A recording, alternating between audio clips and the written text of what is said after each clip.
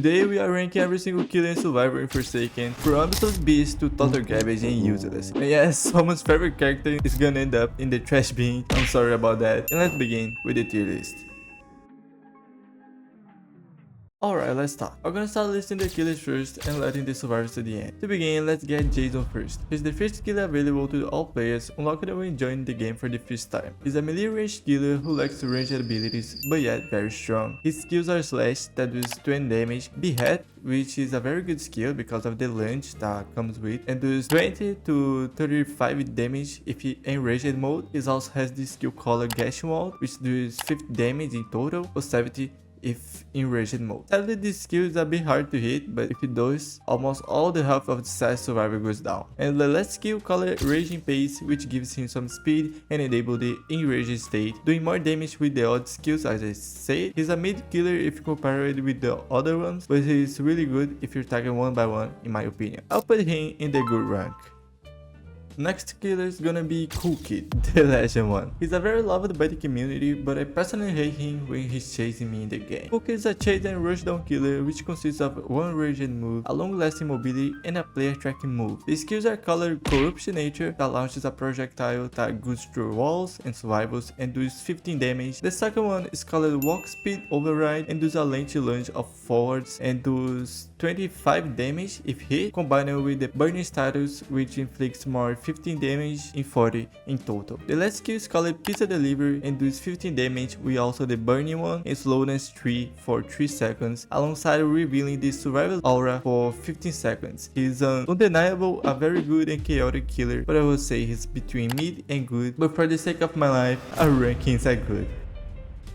Now it's time for the big legend called John Doe, personally one of my favorites. John Doe can be considered one of the most strategic killers in the game. His playstyle is mainly set play, trapping and cornering survivors to kill them easily. He has a very good passive called Natural Malevolence, and that remembering me of Scrum as well, which for every step that he takes, a trail of corruption follows him behind, and anyone that steps on it is given corrupted to status for 3 seconds. Another passive he has is called Stoppable, and as you can imagine, it means that John Doe cannot be stunned for longer than 2.175 seconds. And also, after the stun ends, he's granted speed 1 status for 2.5 seconds. And that's very crazy. His skills are overpowered in my opinion. Look at that. His skill is called Corrupt Energy and it creates 26 giant spikes in the ground with 14 seconds of duration, and for any survivor that hit the spikes alongside taking 12 damage, John Doe is giving speed 1 for 7 seconds. And not yet, the devils put one more thing that you cannot imagine. On 18 March, all his skills have more damage, and this one summons not 26 spikes anymore, but 256 spikes. And I don't know how this is possible in a little map.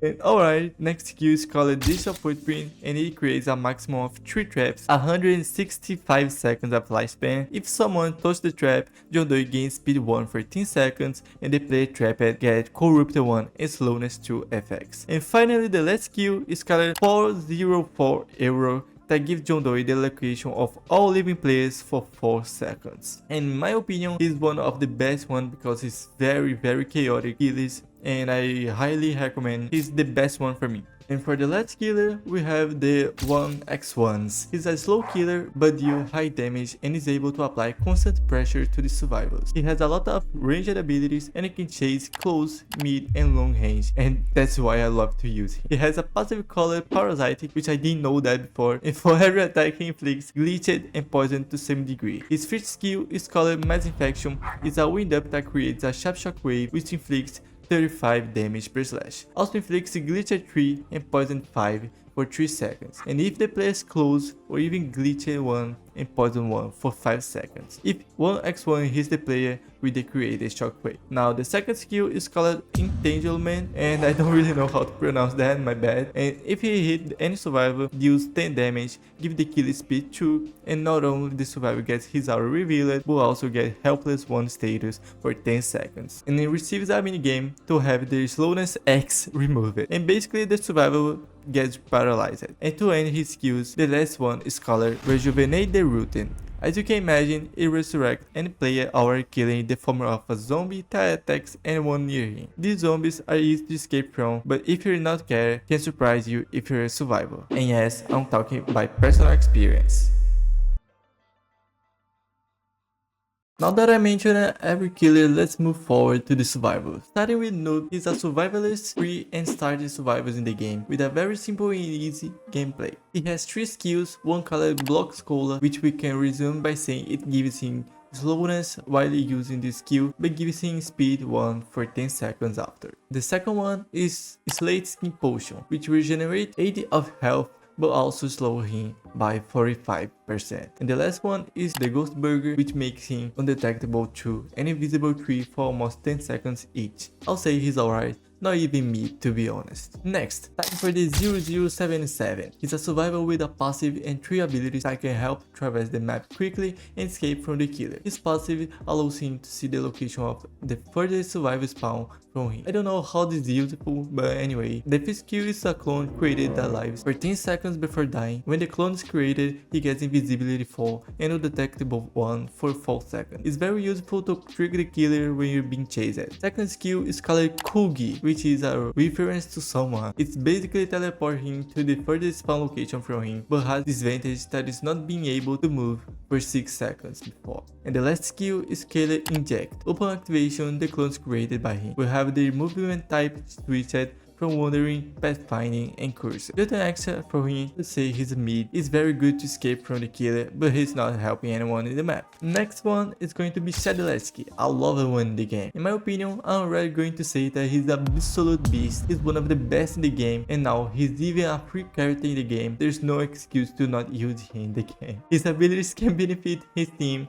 allowing him to heal himself and also stun the killer in order to give him or his team a chance to escape. Just get experience and you'll be winning every single match. Now, the Great Survival is a sentinel focused on the offense while also having a good defensive skills. He has a passive called Make to Last and it gives him an extra of 15 HP. His first skill is a block skill, easy to use and giving a lot of status I'm tired to mention. I highly recommend him. A second skill is a charge upon the killer, allowing him to launch forward the killer and stun and damage him. The last and best skill is a punch you can use to damage and stun the killer and able to even save others' life by fighting with the killer. This one is a banger. He's going to best rank. Now Chance, one of my favorites, because it involves gambling. Okay. Chance is a long-range survival which relies on basic luck concept. Flip a coin and if it's the right side, you'll be able to use a gun to shot the killer, and if it's the wrong side, you shot yourself or just fail. Also being able to reroll his own max health, which can be good or bad depending on your luck. He has also a skill called Head Fix. All weakness tags are reverted to weakness 1 and repass also his gun. Because he depends purely on luck,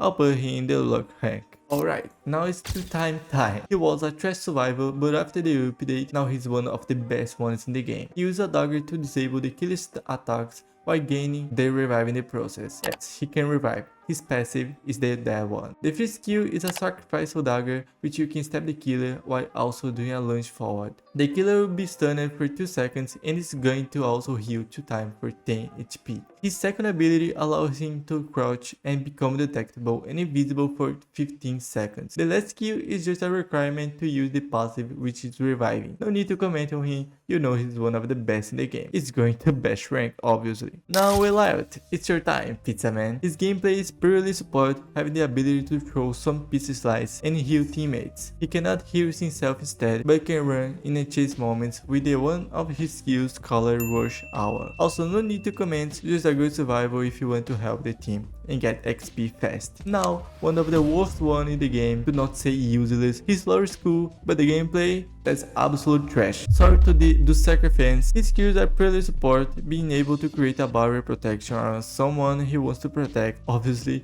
granting the ally resistance 4, but inflicting the Sucker with slowness 1. Disabling his sprint, and for each stack, resistance is reduced.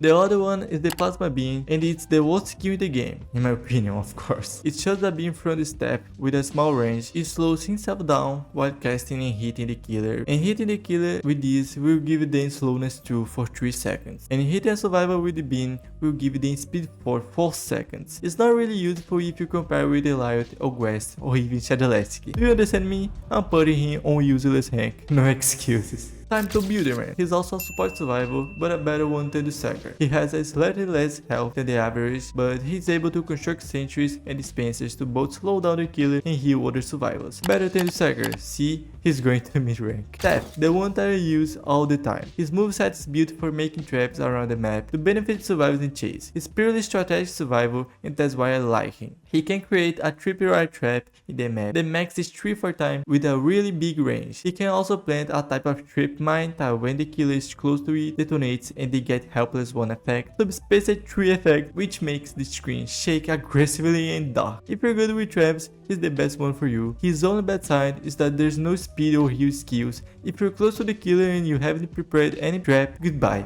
He's going to best rank. Now you have reached at the end of the video. Thank you if you made it until here. I'm still improving my English, sorry for any pronouncing error I have committed, but I am really forward to make it better and come up with even better videos. Leave a like if this video helped you to choose the right killer and survival for your playstyle. I'll be in here and see you in the next video.